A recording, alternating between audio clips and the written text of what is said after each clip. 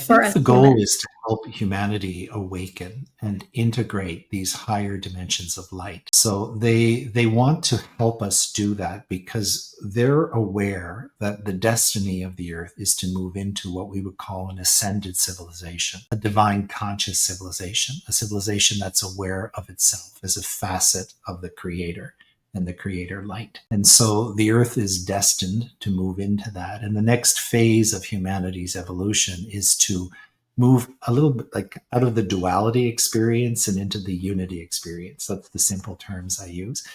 And so we're moving into a space of unity consciousness, and we're beginning to understand our oneness, our collective nature, and the ability of us to work as a collective force of consciousness for good. And so as we integrate our own ascension or integrate these aspects of light and energy within ourselves, we're learning to do that. And so they're here to help us. They can't do it for us. They can't do it to us.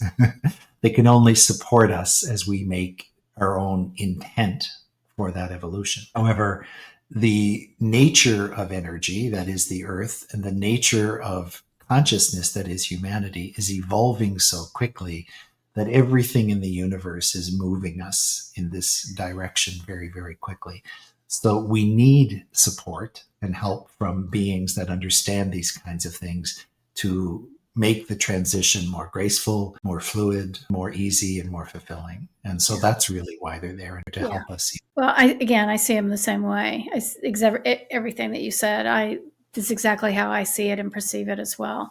But I have, a lot of people ask me questions about, well, how do you explain all of the chaos, all of the hatred, all of the division?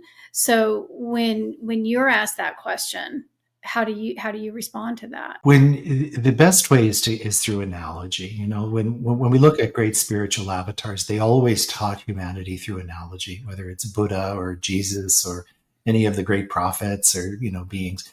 They always spoke in terms to frame understanding through the way of allegory and metaphor, storytelling. And so the easiest way for us to understand that is by telling a story. And if you had a room that had been in a house and it had been all sealed up and the windows were boarded up and the fabric, all the furniture was covered in fabric and nobody had been in there for like 1,000 years, and someone opens the door and you go into the space, it's full of cobwebs, it's full of dust, there's no light.